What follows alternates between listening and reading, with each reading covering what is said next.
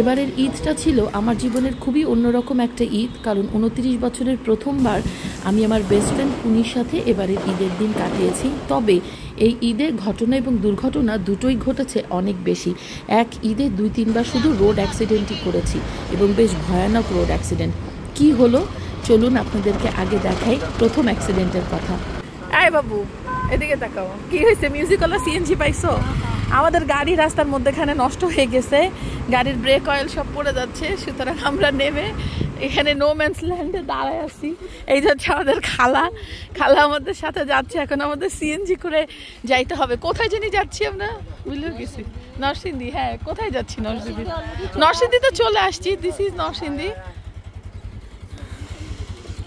অ্যাক্সিডেন্টে নষ্ট গাড়িকে মাঝপথে ফেলে রেখে আমরা সিএনজি নিয়ে নিলাম। মামা সামনের সিটে বসেছেন, পিছনে আমি, পুনি আর খালা।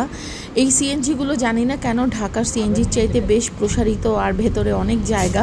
সিএনজি রাইডটা আসলে মানে গাড়ির চাইতে আমাদের অনেক বেশি ভালো লাগছিল। আর এই যে এখানে আমরা চলে এসেছি, এখানে আসলে পুনির আব্বু আম্মুর কবর আছেন।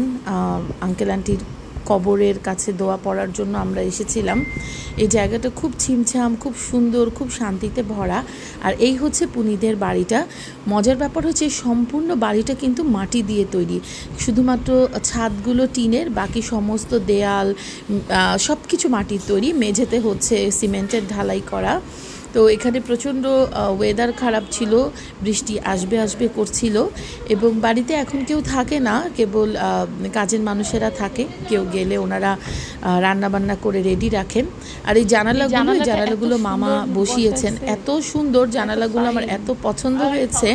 আর এই যে হচ্ছে বাচ্চা পার্টি, তারা আমাদেরকে দেখেই হাজির। আর রান্না হচ্ছে খড়ির চুলাতে কোরবানি মাংস রান্না হচ্ছিল। আমি যদিও রেড মিট খাই না, কিন্তু এখানে ভদ্রতা করে একটু খেলাম, কারণ অল্প সময়ের ভেতরে ওনারা কেবল গরুর মাংস আর ভাতটাই করতে পেরেছে। জীবনে প্রথমবার আমার বান্ধবী আমার প্লেটে খাবার তুলে দিল। সারা জীবন তার প্লেটে আমি খাবার তুলে দেই, কিন্তু আজকে একটা বিশেষ দিন, সুতরাং সে আমাকে খাবার তুলে দিল।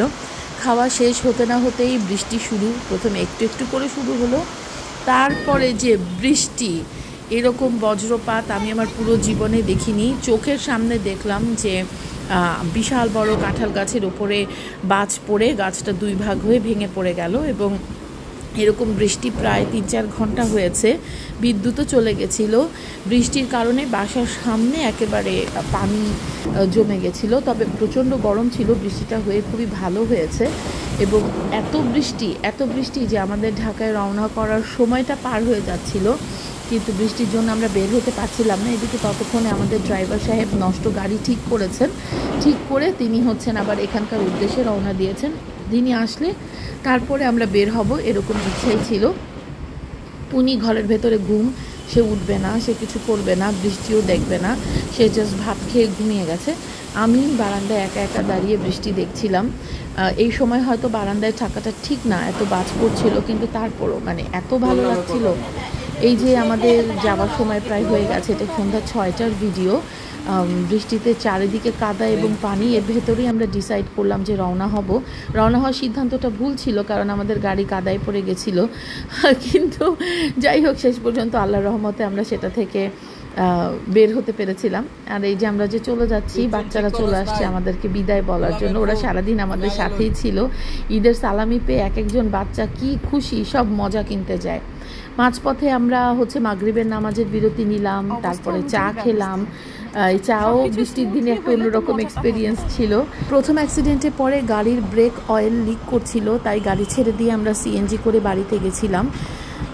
তারপরে ভয়াবহতম অ্যাক্সিডেন্টটা ঘটলো ঢাকায় প্রবেশের একটু আগে। উল্টো দিক থেকে একটা বাস এসে আমাদেরকে এত প্রচণ্ডভাবে মেরে দিল। যাই হোক, শেষ পর্যন্ত বাসায় পৌঁছে গেছি।